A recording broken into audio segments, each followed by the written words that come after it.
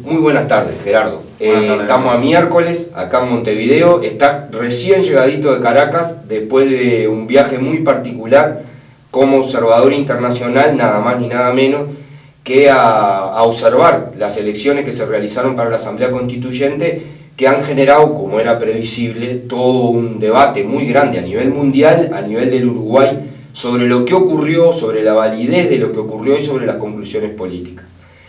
Nosotros queremos tener esta conversación, en primer lugar, porque estabas en Caracas, y no fue ningún medio de comunicación uruguayo a Caracas. De hecho, tampoco fue nadie del gobierno, es decir, fuiste la única representación institucional que había en eso. De eso vamos a hacer una pregunta. Primero, ¿cómo fue tu llegada a Caracas? ¿Qué viste en los días previos de la Asamblea Constituyente? Porque había toda una convocatoria de la oposición a impedir la votación, incluso le habían llamado el día D, sí, a lo que ocurría antes. ¿Cómo viste Caracas y Venezuela los días antes? Bueno, primero, antes que nada, agradecerte a vos y a los compañeros de la Comisión de Propaganda por este espacio, y obviamente ojalá sea un vehículo de comunicación con todos los frente amplistas, con los compañeros del partido y la juventud, sobre este tema y sobre varios otros, porque bueno, obviamente tenemos un cerco mediático muy importante. Esta pregunta que vos hacías es clave, porque los grandes medios de comunicación en los días previos le daban una dimensión a este día D, a la toma de Caracas, realmente muy importante, que no tenía un correlato con lo que yo vi en Caracas esos días. De hecho, no lo digo yo ni lo dice el partido, varios dirigentes opositores en estos días están cuestionando mucho la táctica de Freddy Guevara, uno de los principales líderes opositores que ha impulsado las trancas, que ha impulsado las guarimbas, que ha impulsado la violencia en Venezuela. Lo que se vio en los días previos fue un pueblo movilizado por la paz, un pueblo que colmó varias avenidas en el acto final de cierre de campaña por la Asamblea Constituyente. Realmente había cientos de miles de personas. En lo que fue la avenida en la avenida Bolívar había más o menos 7 avenidas completas llenas. Hay fotografías de eso. Y sin embargo, las movilizaciones que convocó la derecha tenían muy poca participación. Incluso allá en Caracas, en esos días, llegaron a decir que el viernes hubo poca concurrencia porque estaba lloviendo, ¿no? O sea, un poco las excusas que ponía la oposición. Y yo creo que la real razón de la poca participación tiene que ver con que mucha gente que es de la oposición, pero que no está por la violencia, está viendo con muy malos ojos este camino de trancazos, porque incluso se ven afectados ellos.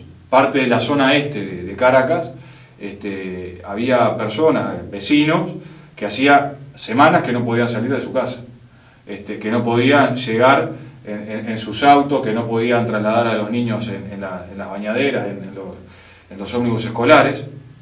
Y esto genera complicaciones y se terminaron poniendo los sectores más opositores, más duros y más violentos, en contra a sectores que tal vez hace un mes y medio atrás los apoyaban. Pero empezaron a percibir esos niveles de violencia por parte de la oposición. Entonces creo que el resumen en cuanto a lo previo es que fue una instancia pacífica en general, democrática, de mucha participación del pueblo en distintas jornadas, obviamente con algunos focos de violencia que sucedieron. El más emblemático fue el asesinato de uno de los candidatos a la Asamblea Constituyente el día sábado, porque cuando se dice, bueno, van 120 muertos, una cifra que realmente nos duele a todos, sin importar si eran chavistas o no chavistas, si eran de la oposición o no, la inmensa mayoría de esos 120 muertos, asesinados, son o militantes del chavismo o personas que no tienen nada que ver con la política y que pasaban por una calle y que, bueno, recibieron algún impacto de bala o incluso algún botellazo por parte de los sectores de la oposición. En este caso fue nada más y nada menos que un candidato a la Asamblea Constituyente que lo asesinaron en la casa, en la cocina de su casa, el sábado de noche. Los focos de violencia estaban muy reducidos, pero claro, a eso se le da una dimensión muy importante. Y cuando yo abría los diarios, por ejemplo, electrónicos de Uruguay, lo que aparecía era la fotografía de la violencia, lo que aparecía era la quema de urnas, la quema de gomas en las calles, pero no el pueblo venezolano movilizado en paz. Ahí hay un elemento bien importante para plantear, para darle el contexto del lugar a la gente. la prensa, la televisión privada, la televisión opositora, los diarios venezolanos, ¿salieron antes de las elecciones y durante las elecciones o fueron censurados por el gobierno? No, estuvieron permanentemente transmitiendo, dando sus opiniones. De hecho, hay que aclarar que no es que estaban prohibidas las movilizaciones el día viernes o el sábado o el domingo, sino que, como acá pasa en Uruguay, en una instancia electoral hay veda electoral. Entonces no se pueden hacer expresiones políticas partidarias frente a una elección. Y todos los canales de televisión privados transmitieron con total normalidad el viernes, el sábado, el domingo, canales que son muy opositores, abiertamente, y también hay otros 2 o 3 canales de la televisión venezolana que tienen una visión un poco más oficialista, pero ese es el abanico de posibilidades que tiene el pueblo venezolano para informarse en algunos casos, y también herramientas que tiene el propio gobierno para equilibrar una catarata, una ofensiva muy fuerte que tienen los grandes medios de comunicación en Venezuela. Hablemos del día de la elección y después hablamos de tu observación y de algunas conclusiones políticas. ¿Cómo transcurrió el día de la elección? El día de la elección, bueno, yo me levanté a las 4 de la mañana, arrancamos bien tempranito, porque bueno, fuimos a la primera instalación de una mesa que fue ahí en el barrio, en la zona de Gato Negro, donde se desarrolló la votación de Maduro, muy temprano. Ahí en esos circuitos, que fueron las primeras fotos que te mandé a vos, que le mandé a varios de los compañeros acá en Uruguay, ya había colas. A las 6 de la mañana había colas en varios de los circuitos de venezolanos y venezolanas que fueron a votar. Y desde esa hora hasta por lo menos las 8:30, 9 de la noche, había gente intentando votar, intentando apostar al diálogo y a la paz, porque esa era la gran apuesta. Yo creo que este es el principal elemento. Lo que vos percibías ese día ahí, conversando con la gente en la cola, porque aparte, como estábamos identificados como observadores internacionales, la gente se te arrimaba, conversaba contigo y te hacía preguntas y te hacía comentarios también. Y lo más destacable es que no solamente fueron partidarios del gobierno de Venezuela, sino que fueron personas que tal vez no son chavistas, que no son del PSUV, que no tienen una condescendencia con Maduro, pero que entendían que votar por la constituyente era votar por un camino de diálogo y de encuentro para el pueblo venezolano. Y yo creo que esto es lo que nosotros tenemos que destacar. Y destacar también que aquellos que no fueron a votar, la inmensa mayoría se expresó democráticamente. O sea, porque está bien, si entendían que no podían acompañar a este procedimiento, porque entendían que no era lo más conveniente, lo hicieron, pero de una manera pacífica. Ahora, otros sectores de la oposición sí trataron de que esto fuera un boicot, trataron de vulnerar el derecho de los venezolanos a votar. Y esto también explica de por qué se tuvieron que trasladar algunos circuitos del lugar, por qué se tuvieron que concentrar muchos otros en algunas zonas de Caracas, porque lo que pasaba concretamente es que los trancazos, los boicots en algunos puntos fueron muy fuertes y así no se podían desarrollar normalmente las elecciones. O sea que estamos viendo además escenas muy importantes que no se mostraron en ningún lado, digo, hablando de los grandes medios, de gente haciendo muchas colas, de gente escapándose el día antes de su casa para poder votar, porque había el concepto ese de barrio secuestrado que aquí no se entiende, e incluso de gente hasta cruzando ríos para ir a votar y expresarse democráticamente. No se puede quitar el contexto de esta votación, o sea, que millones de personas que hayan ido a votar en el medio de una crisis económica durísima, y en el medio de un enfrentamiento y de una violencia y de asesinatos del día anterior, muestra un compromiso importante de la gente con... Yo creo que sí, que lo que demuestra es eso, que frente a toda la adversidad, el pueblo venezolano sale a jugársela por la paz y por la democracia. En los días previos, además de este escenario que vos describías de crisis económica, de situaciones de mucha dificultad, estuvo la amenaza de Estados Unidos, directa, ¿no? En los días previos, amenaza de, no dijeron los vamos a invadir, pero más o menos, ¿no? Las amenazas de los países vecinos, de Colombia, de México. Ya en lo previo, el sábado, esto no fue el domingo, fue el sábado, decían que no iban a reconocer los resultados. No importara cuál fuera la cantidad de votantes, no importaba cuál hubiese sido el grado de participación, no importaba la transparencia del sistema electoral de Venezuela. Antes que todo pasara, habían dicho que no lo iban a reconocer.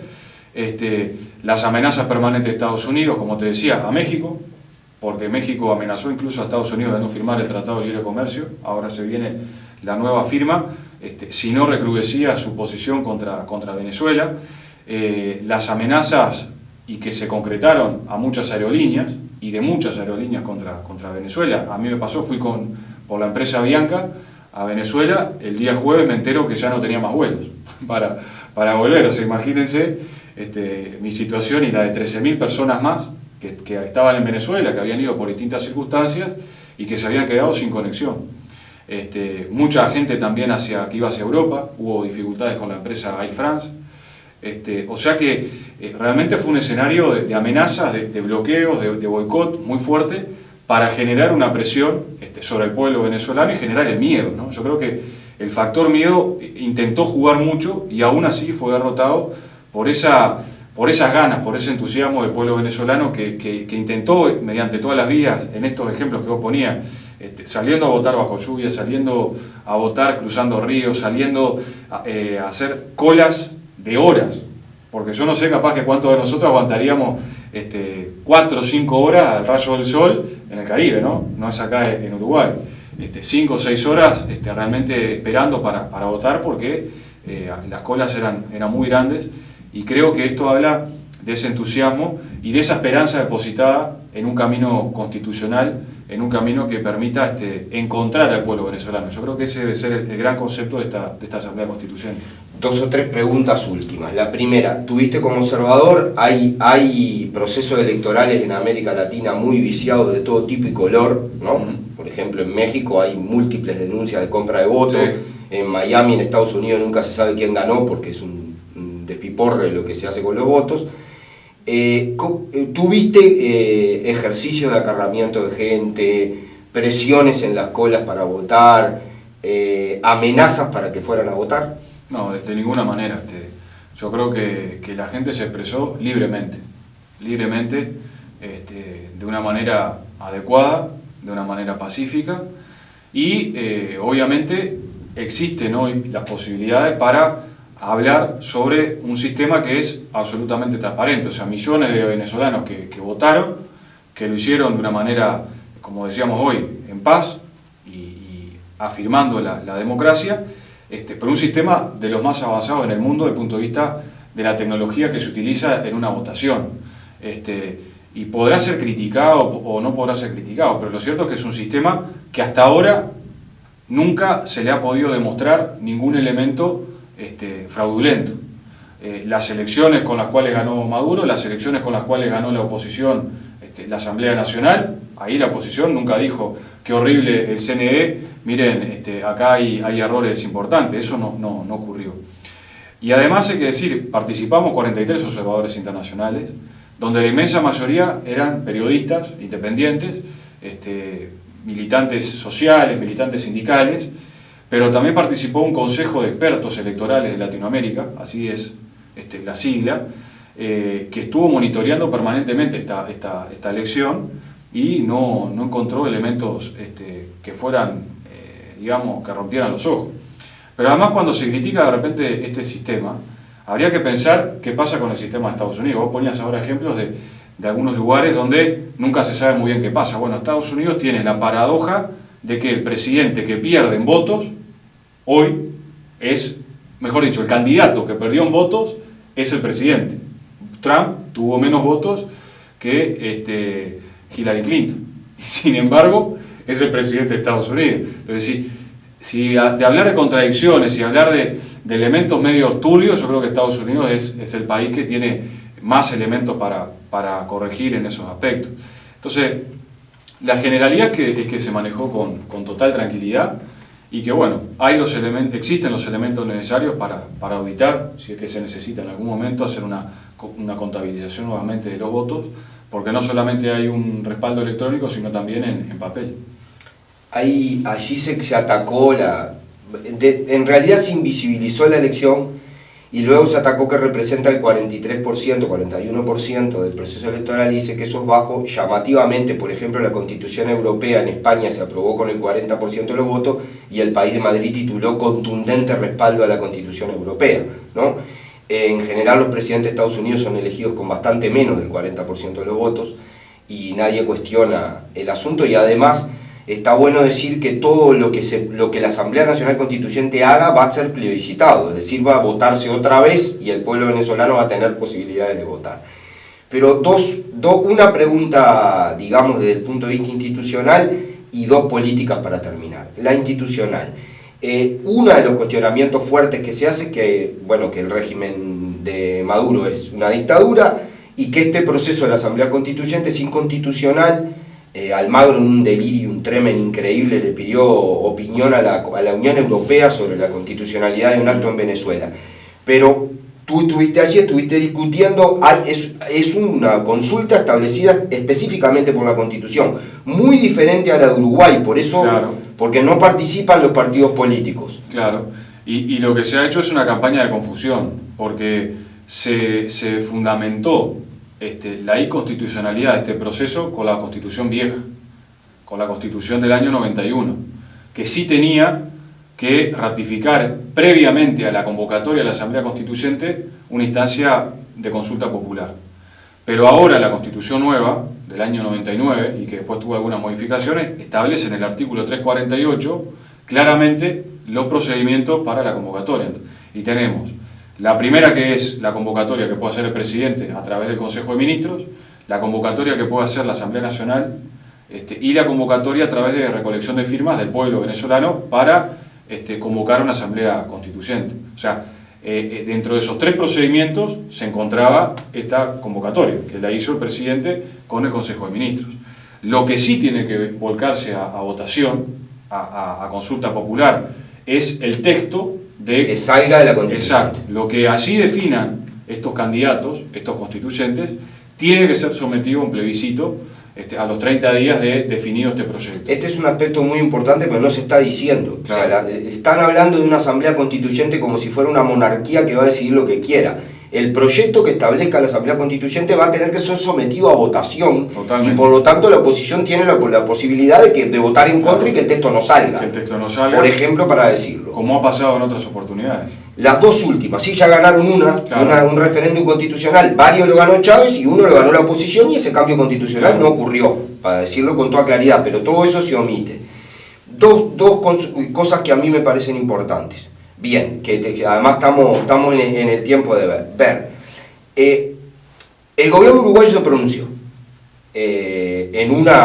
reconoció la Asamblea Constituyente y pidió un espacio de diálogo, y ahora se pronunció sobre el tema de la nueva prisión de López y Ledesma, que de eso vamos a hablar. Pero hubo pronunciamientos anteriores y todo. Uruguay no tiene embajada en Venezuela.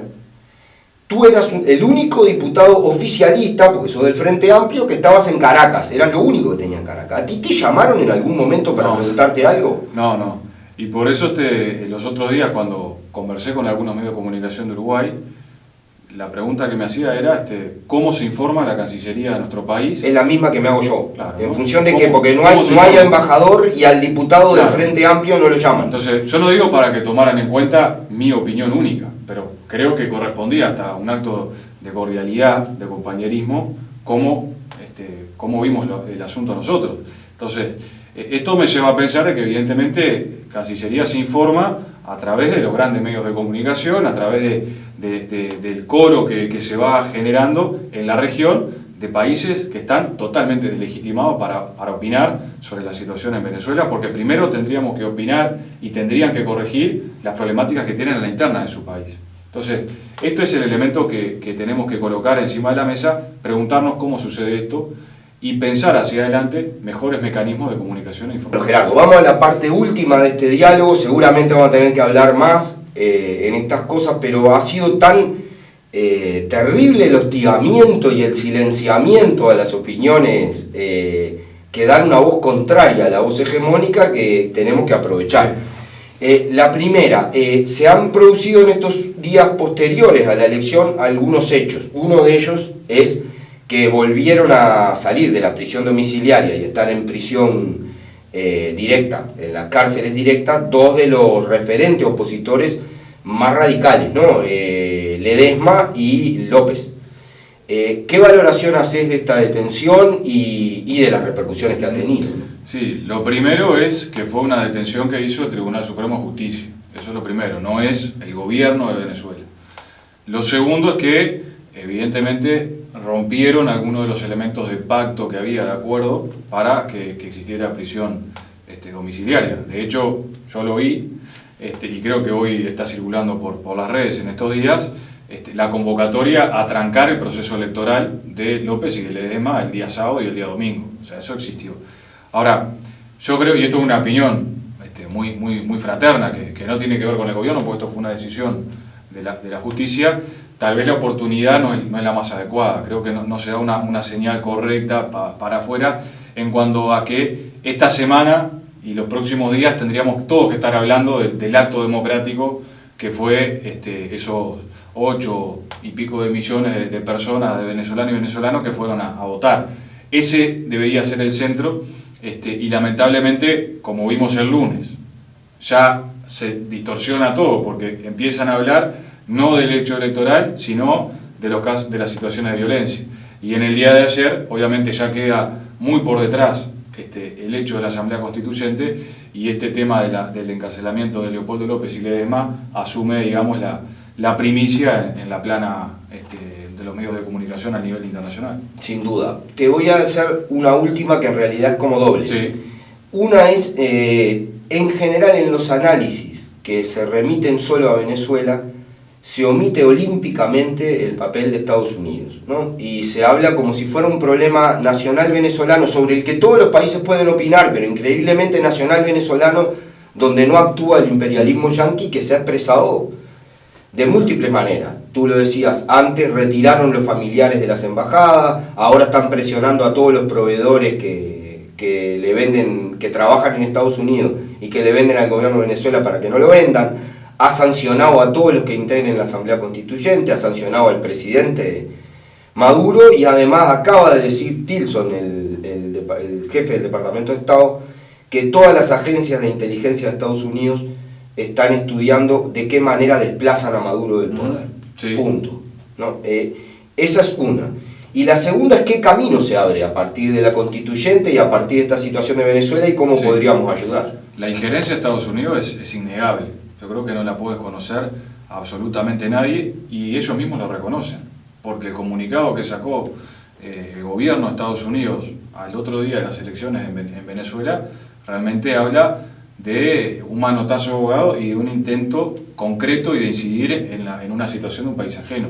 Y Tillerson, hay que señalarlo, porque nadie lo dice, o muy pocos, es el jefe, digamos, el ministro de Relaciones Exteriores de Estados Unidos, del Departamento de Estado, y es uno de los principales empresarios petroleros, el dueño de la Exxon, que casualmente tiene un litigio con Venezuela, con el pueblo de Venezuela, donde él le reclama, su empresa le reclama a Venezuela 19.000 millones de dólares.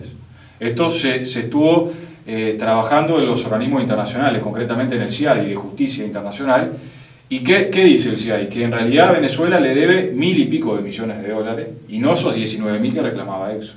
Y aún así, este tipo está presionando por todos lados para hacerse de ese botín. Venezuela es el tercer productor mundial de petróleo, y necesitan eso para llevar adelante sus intereses económicos, pero también tiene un objetivo político, ¿no? O sea, enterrar hoy a Venezuela no solamente es un golpe económico y político, sino también impacta en una perspectiva de transformación. Yo creo que lo que hoy quieren enterrar los Estados Unidos y todos los gobiernos amigos de Estados Unidos es la perspectiva de cambio. O sea, enterrar todo lo que esté disputando algo como que nosotros visualizamos como posible, que nosotros visualizamos como alternativa, pero que ellos saben que estarían ganando mucho en términos de dominación, de estrategia, si van enterrando los procesos de cambio y de transformación en Latinoamérica.